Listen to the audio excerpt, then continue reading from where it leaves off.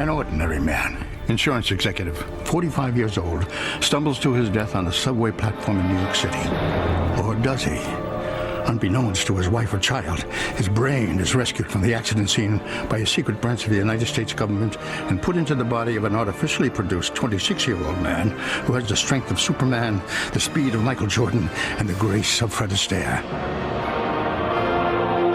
The only catch, under penalty of death, he can never let anyone from his past know he is still alive.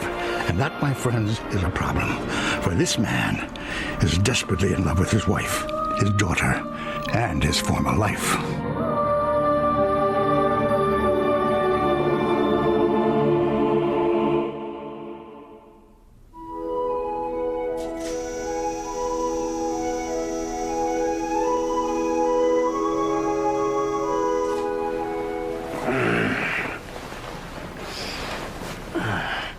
Ooh, child, things are gonna get easier.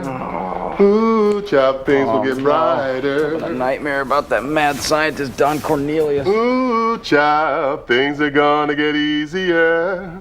Ooh, child, things will get brighter. Someday now, we'll put it together and we'll get it all done. Someday when your head is much lighter.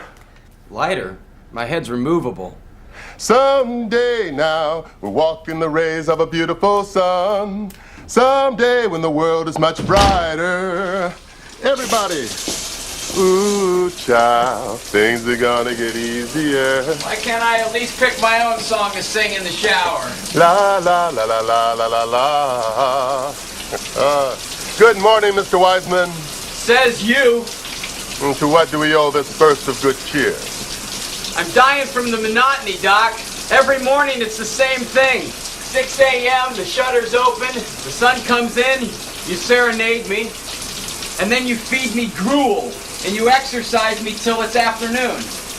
And then it's some kind of vegetable swill for lunch, more exercise, dinner, and bed. Every day. Day in and day out.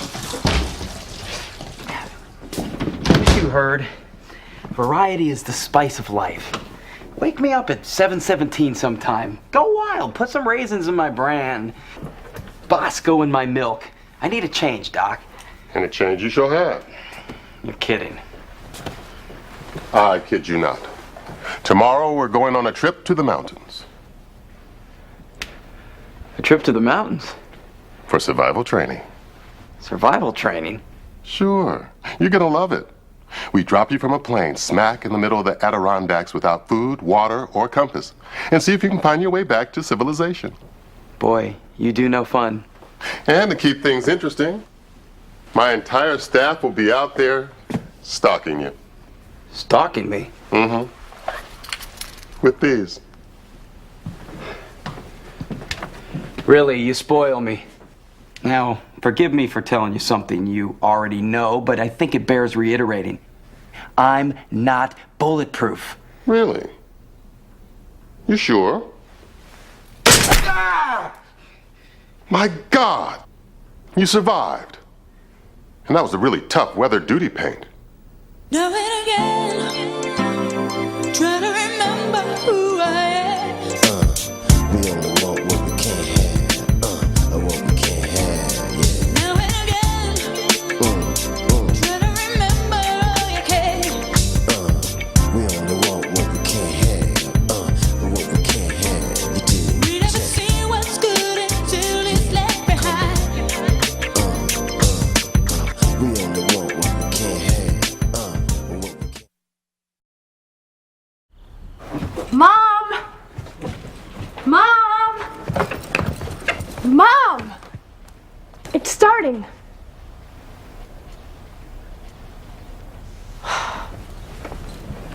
Mom, my 35-year-old ex-convict boyfriend is here to take me away, but he wanted to meet you before we take off for the state line. Would that be okay?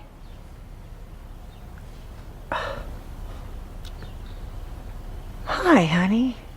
Mom, I've been calling you for like 5 minutes. It's about to start. I really have to keep at it. Go ahead and watch it without me. But it's an award show, Mom. You can't watch it alone. You need somebody to mock the proceedings with. I know, but my test is tomorrow night. Relax. How hard could it be? I mean, Jenny's mom, she passed her real estate test on the first try, and she thinks Wheel of Fortune is educational television. Look, I think I hear the opening number. I gotta go.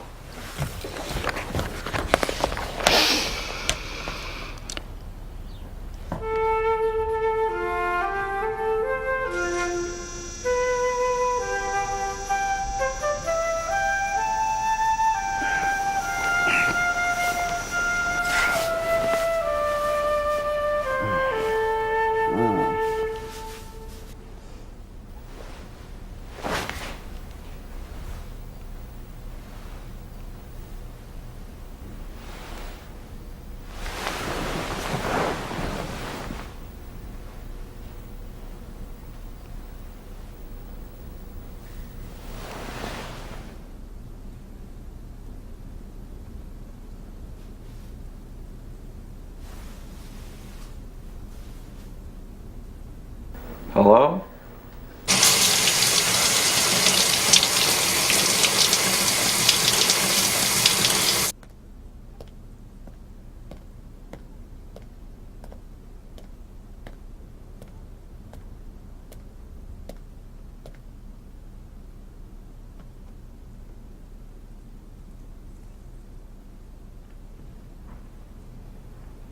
Hello? Anybody out there listening? Hey, big brother. Are we taking a class trip to the mountains today? Okay, play hard to get. But I'm getting hungry. And I'm getting lonely. And I'm getting bored. Mom, I need you to sign my geometry, and I need you to give me money for my class pictures. And remember, you have to bake cookies for the orchestra bake sale.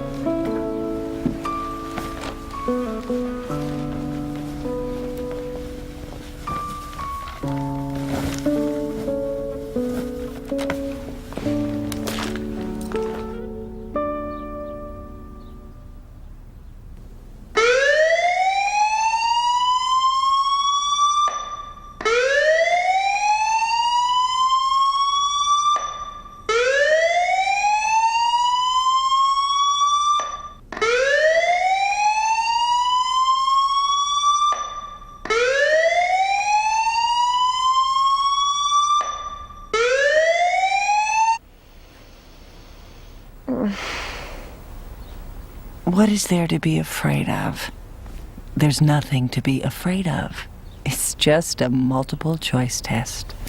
And life is a multiple choice test all by itself, if you're lucky enough to live in a free country. For instance, the question of the moment is, should I, Lisa Wiseman, A, go upstairs and shower and dress, B, drink some coffee, or C, lay back down? Good answer.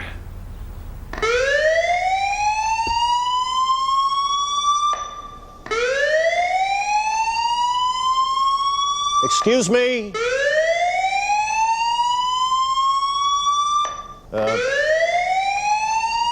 Excuse me? You live here? Hi. Oh, thank goodness. You work with Dr. Morris? No, I don't work with anybody. I live next door. Do you live here, or are you... You seem very, casual for a robber. No, I live here. Oh, good, because your front door is wide open. You can hear the alarm for 3 blocks away. Yeah, I know. So then, can I ask you a question? Sure. Why don't you shut off the alarm? Don't know how. You forget the code? You know how it is. Okay. Any idea why the alarm company hasn't shown up? Nope. But I would think somebody'd come by pretty soon. Well, I hope so. Well, your place is very, unique. Thank you. I appreciate you being so cool about this. Yeah, well, if it doesn't stop within half an hour, I'm calling the police.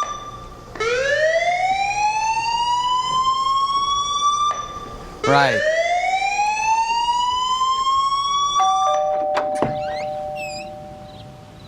Mrs. Wiseman? Perhaps. I'm sorry, your name? Isley. Forgive me for ringing your bell so early in the morning. Actually, I'm here to try and locate Mr. Wiseman. Michael Wiseman? Oh, well, I don't know who you are or what you want, but my husband passed away 10 months ago. I know that, Mrs. Wiseman. But I also know he's sought you out from time to time since then. All I'm asking is, if you should stop by, would you please give me a call?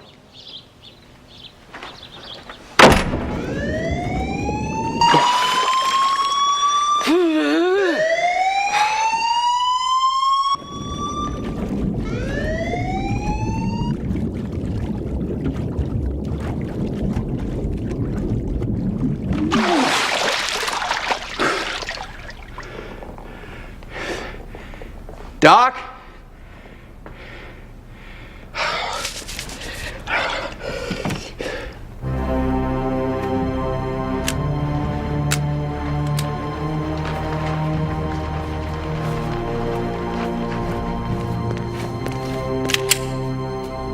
Mr. Wiseman? Mr. Wiseman?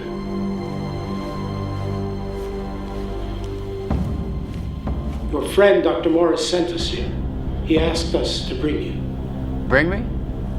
Bring me where? The mountains? And aren't you guys carrying this Lyme disease thing a little far? He told us to come here, shut off the alarm, and bring you. Please come with us. All right. But do me a couple of favors. One, lower the guns till we get outside. We don't want to get any paint in the pool.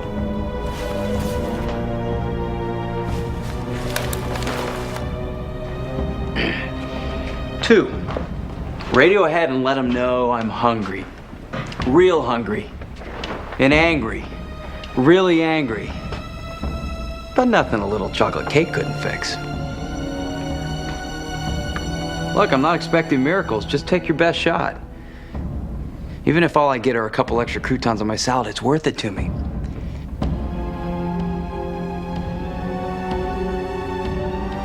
All right, show me your wheels, boys. Let's get this show on the road.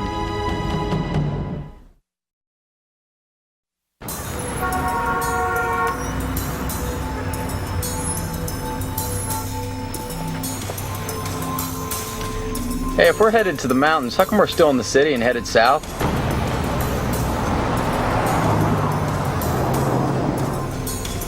Hey, listen, back to the food thing for a minute. How about we stop and grab a couple of breakfast sandwiches?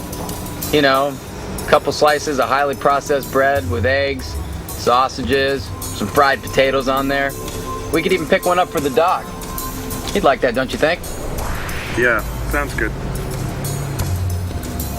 That's what I thought.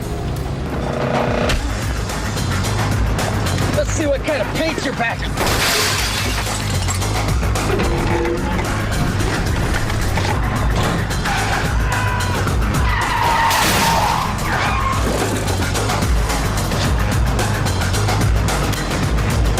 Who are you? Dr. Morris didn't send you? Where is Dr. Morris? I'll tell you!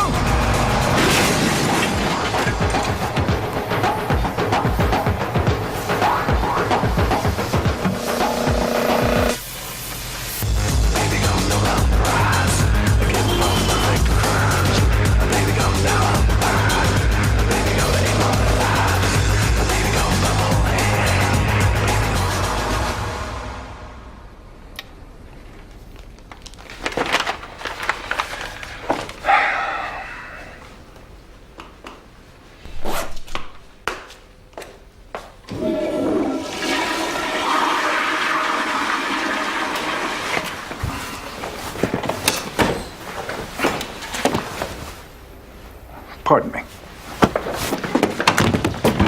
Sorry to be so gruff, Mr. Bender, but I'm on a very tight schedule. The organization I'm working for has reason to believe that since his untimely passing, you've had intermittent contact with Michael Weissman.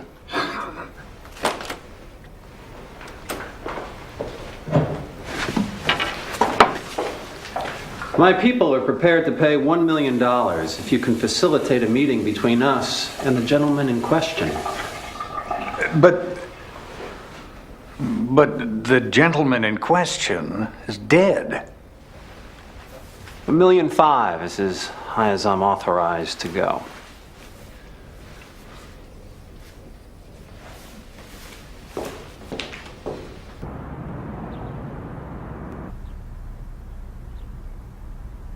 Hello?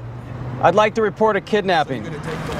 No, I'm not the subject's parent. We're talking about an adult male, Dr. Theodore Yes, I'll slow down. Sorry. Morris. M-O-R-R-I-S. Of course I'm sure he was kidnapped. He didn't show up for work today. Well, no, I haven't called his home. I don't have that number. Yes, I consider myself a close friend. My name is... Forget it.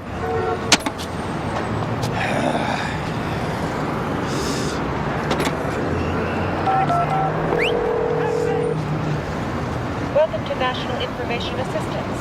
What city? New York. What state? New York. What listing? Dr. Theodore Morris. We show 6 listings for your request. First listing, 6 listings. area code 212-555. Wait a second, I don't have a pencil. I'll call you back.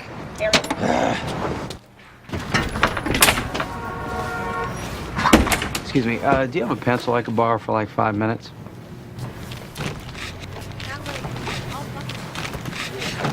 $0.63. No, I meant to borrow.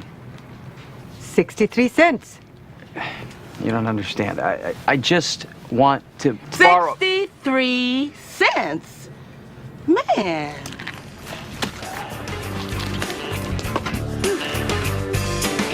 The way things go, you get so low, struggle to find your skin. Well, hey ho, look out below, your prayers will never be answered again.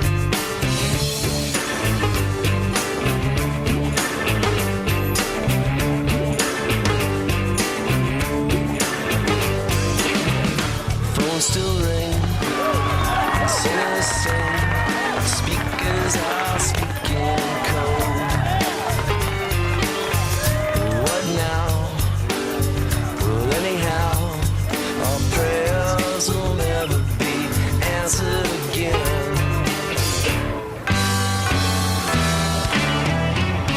You know it's our beginning, it's our beginning. Feel like it's ending, feels like it's ending. No love's is random, it's God's love. I can't stand it, I can't stand it.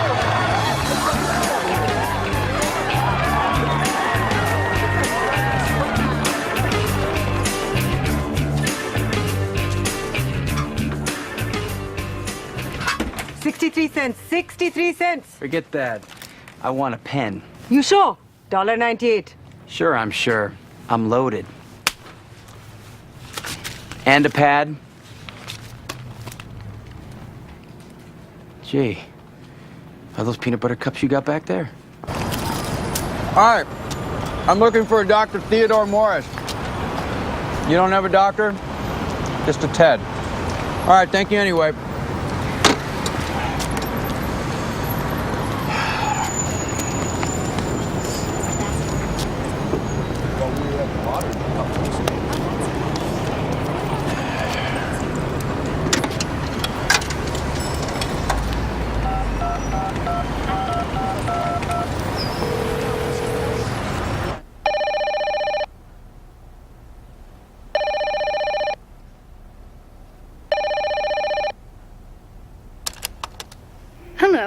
This is a Wiseman residence. We can't come to the phone right now, so please leave a message at the beep.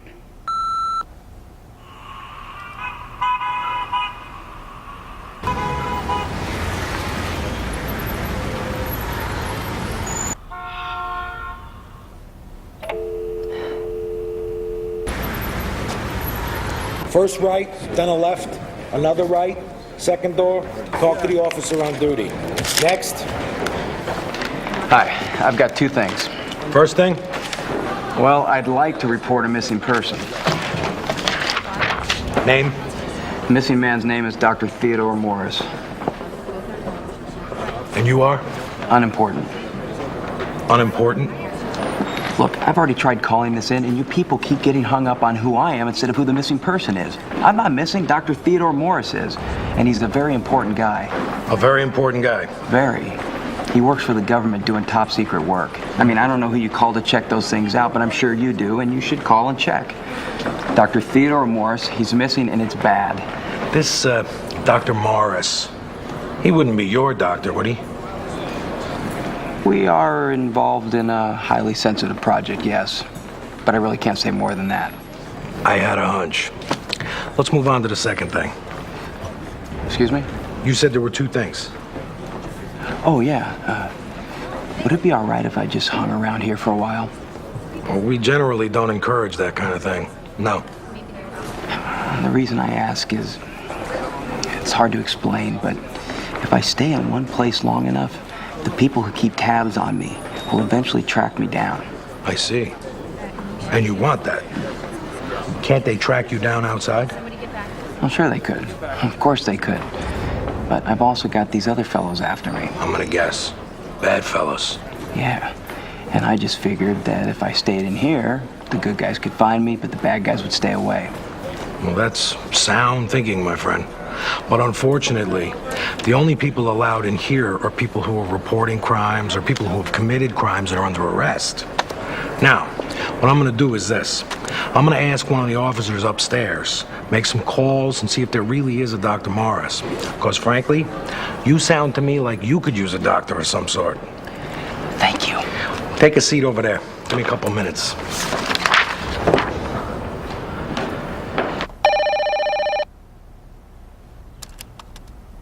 Hello, this is a Wiseman residence. We can't come to the phone right now, so please leave a message at the beep. Lisa, it's Roger. I just got your message. I should be at the office. Roger, I'm here. I'm just screening my calls. Thank you so much for getting back to me. Oh, no, my pleasure. So, today's the big day, huh? When is test time? It's not until 7:30. That's not why I called. I had a very odd experience this morning that... Man with a business card asked you about Michael. How did you know? Mom, there's some guy out front, and it felt like he was watching me the whole time I walked up the walk. Lock the door. I'm coming right over. Sir.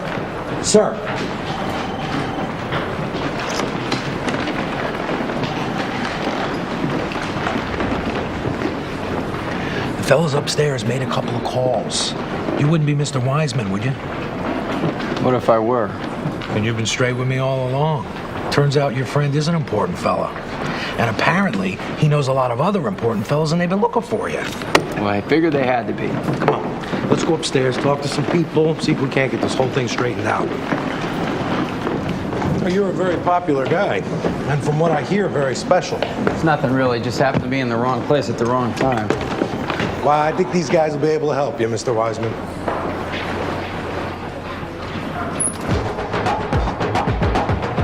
Don't damage him!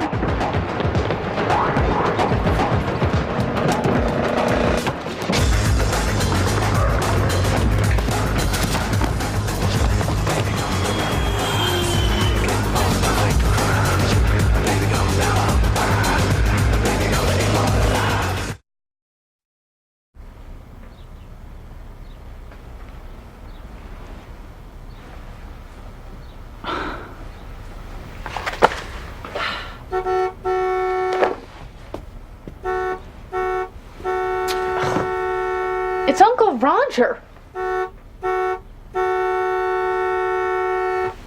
I wonder what he's honking about. Why doesn't he get out of the car and come to the door? Why doesn't he come in?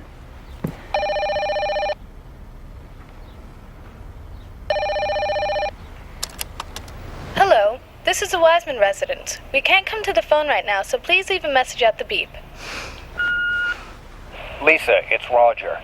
Listen, I'm sure you're going to think I'm being paranoid, but I think someone followed me over here. So maybe, rather than my coming in, it might make more sense if you came out and got into my car. Roger, I have this test in 3 hours that I have been trying to study for all day. Don't you think it might be possible for you? I believe we may all be in danger. I'll get the coats. I'll grab your books.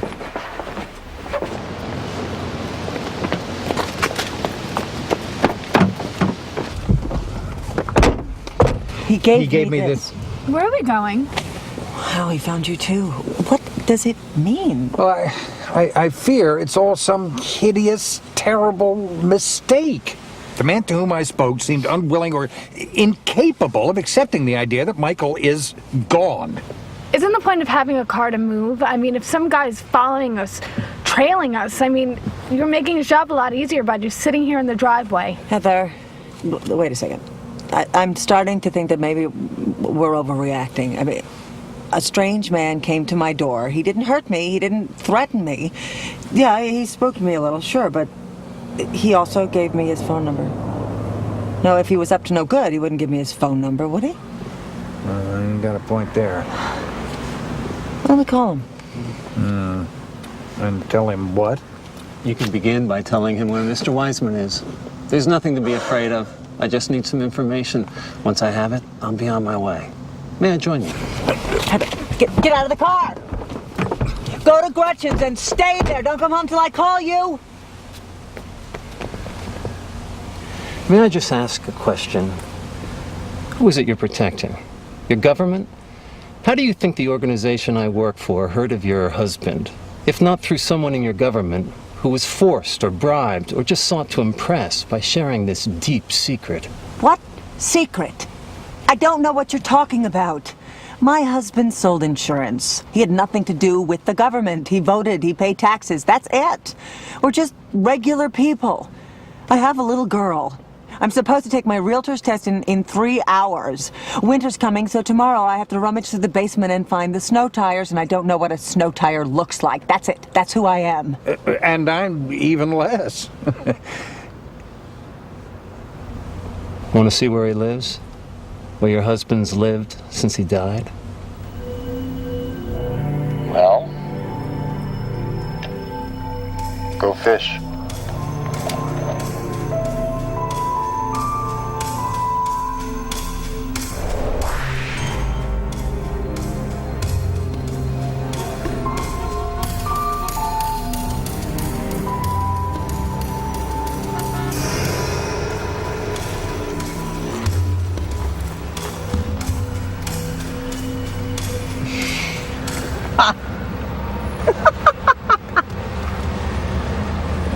I'm sorry. What is so humorous? No, nothing. It is not humorous. It's sad or it's sad. I just can't think of anything else to do but laugh. This is it. This is where my husband has been living? So we've been led to believe, yes. Ever since his death 10 months ago. Pardon me, but did you hear what you just said? I mean, listen to yourself. You're not making any sense. This is unbelievable. Do you know who lives here? I do. A man by the name of Newman. Not Wiseman. Newman. No, Wiseman. No. Newman.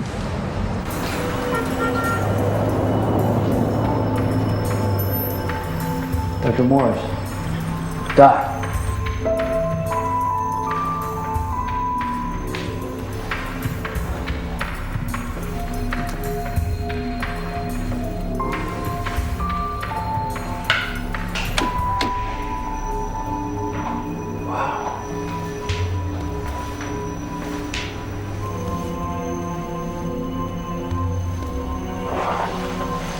Doc, you lying bastard, you do watch me.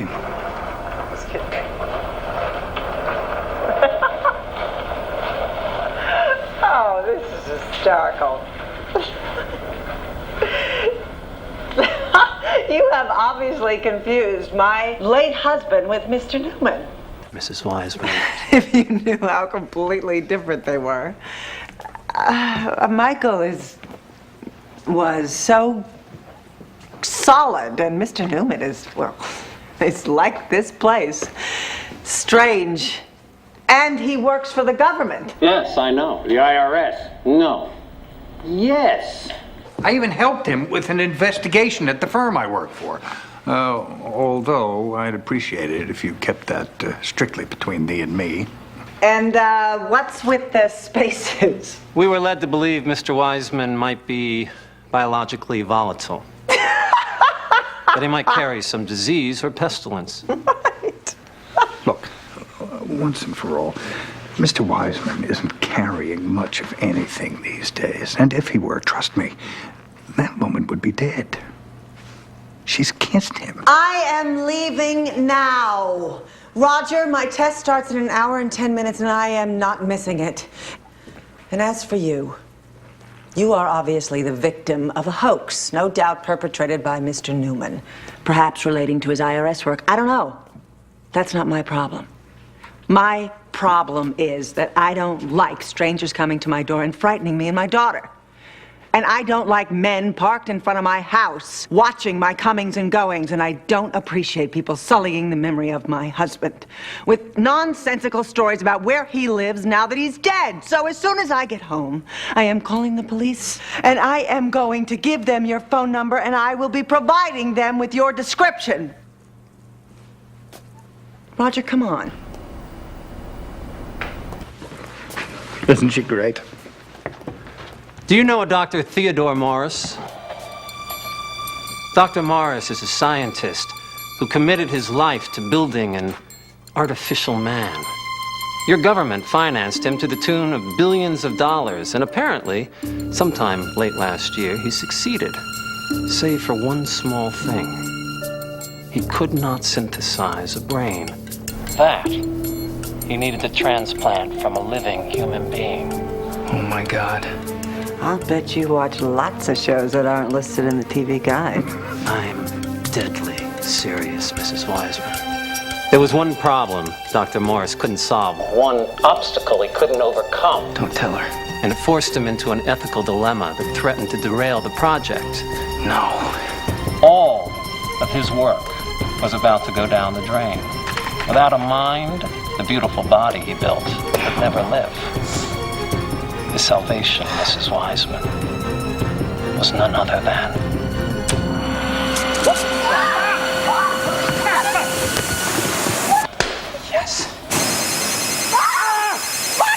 Yes. Yes, sir.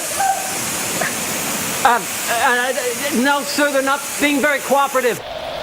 Yes, sir, I understand. Yeah. Yes, Mr. Leflin. Leflin. I'll meet you over at 78th Street.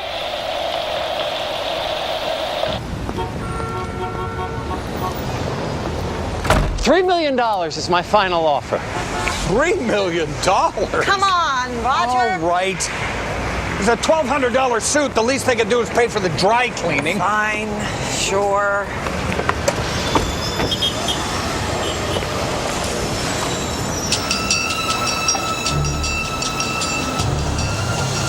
'78th and 2nd.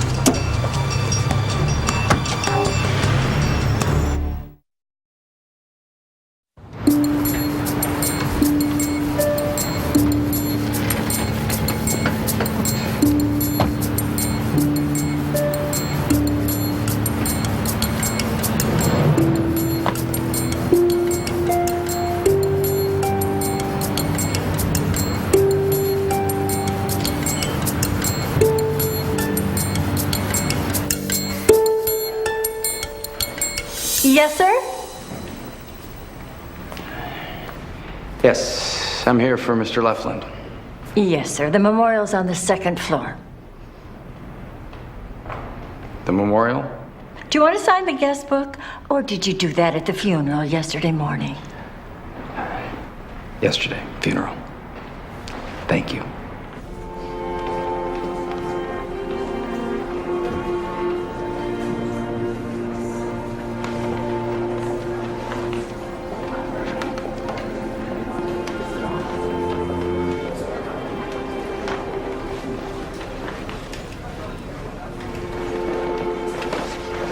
Excuse me. Pardon me. Thank you. Sorry.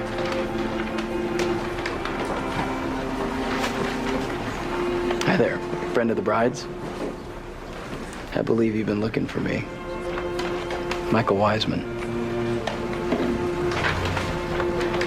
Yeah, I'm sorry, I would have worn a suit and one of those Toxic Avenger costumes, but I didn't know I was coming till the last minute. Oh, look, it's about to start. Shame. So here's the deal. If you don't take me to Dr. Morris right now, I'm gonna stand up and tell all these nice people I heard you talking to their dead friend on the phone today. I'd be happy to. This is insane. Makes no sense. My hair is wet. Wasted the last couple of hours on nonsense. Haven't had anything to eat. I'm gonna fail. I'm just setting myself up to fail.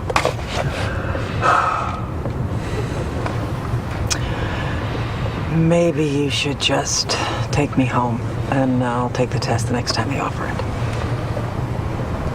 No. What did you say? I said no. I'm not participating in this little game that you're playing with yourself. I'm taking you to the test. I'm going to wait outside until you finish the test. Now, you want to go inside and hide in the bathroom, that's your business. But I'm doing my job as your friend and getting you there. Roger, I don't think I like your tone. Well, you don't have to like it. You just have to listen to it. I know you're scared. Scared is where I live. But do you really want to go home and tell Heather that you just couldn't get it together to take this test? I mean, that'd be like failing 2 tests. And that is not the Lisa that I know. She would rather go home and tell her daughter that she failed than tell her daughter that she ran away. You play very dirty, Mr. Bender. And I have to.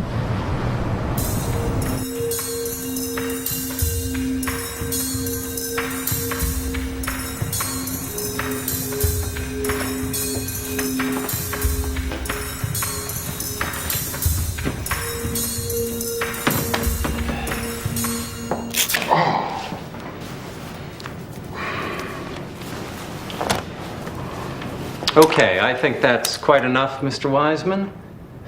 Step away from the chair. Dr. Morris, if you'll swivel around in your chair, you'll see that I have a gun trained on your creation, and I'm prepared to use it. And while I know it won't kill him, we both know it'll do some damage. So, perhaps you'd like to take a moment and reconsider our proposition. Let me be clear. This is not my creation. I have no creation. And as for your proposition, I won't accept because I can't accept. I am completely unfamiliar with the procedure you're asking me to perform. You leave me no choice. I'd like to suggest a choice. As a courtesy, before you shoot me, could somebody tell me what's going on here? I'm giving you 3 to reconsider, Dr. Morris.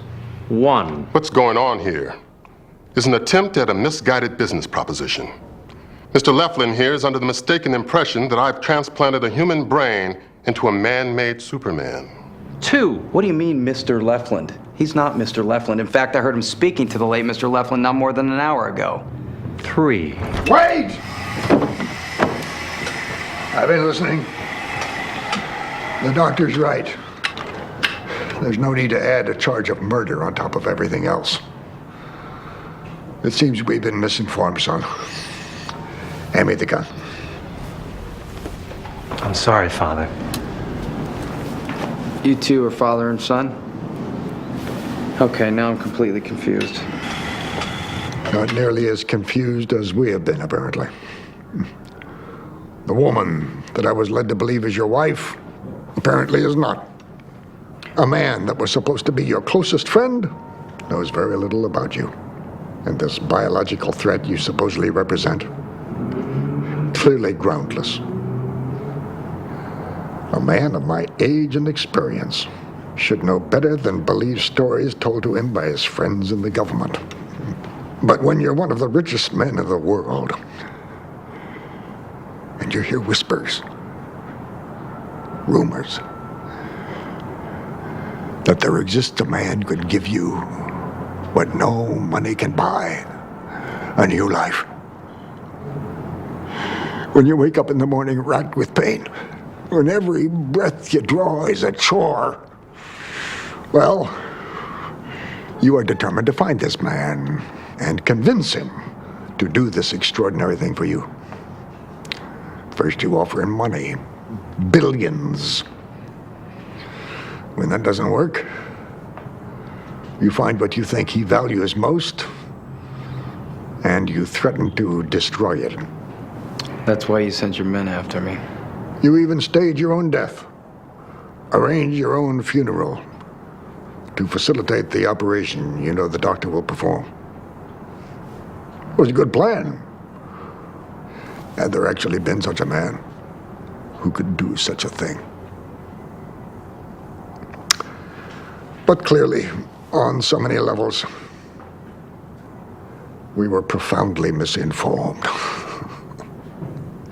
Let our optimism get the best of us, huh? Well, son, I think it's time to send our friends home. Time for you to go back downstairs to the ceremony. Time for me to contemplate what's next. It's not going to be as simple as that. I was kidnapped. My colleague here stalked. People were hurt. I will be going to the authorities as soon as I leave here. Well, we all have to do what we all have to do. Nevertheless, our business is concluded. There's nothing more to talk about. I suppose I'll have to find another way to solve my problem. Do you believe the arrogance of that? Just because he's one of the wealthiest men in the world, he thinks he can get away with this whole thing. And he doesn't even care if you go to the cops. By the way, can you go to the cops? I don't see how. Our work is supposed to be top secret. You're not even supposed to exist. So that's it, they get off scot-free. Excuse me, Dr. Morris. I completely understand your anger and outrage, but before you call the authorities, I was wondering if we couldn't sit down and see if there was some way we could compensate you. Compensate both of you for any inconvenience you may have suffered.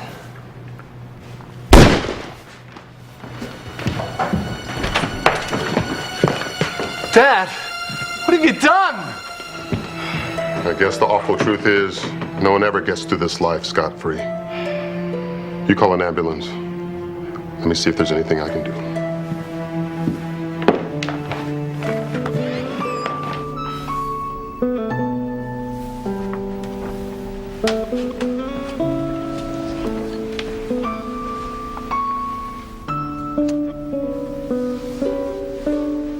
Hi. Hi. You just getting home? Well, I had to take my test. Oh, I thought you might chicken out. What are you talking about? I would never chicken out. In fact, I think I aced it. No kidding? No kidding. Actually, Uncle Roger helped me get ready. Uncle Roger? I didn't think he could help anybody with anything. Oh, yeah. Actually, he can be quite helpful. He has to be. Ooh, child, things will get brighter. Someday, yeah, we'll put it together and we'll get it undone.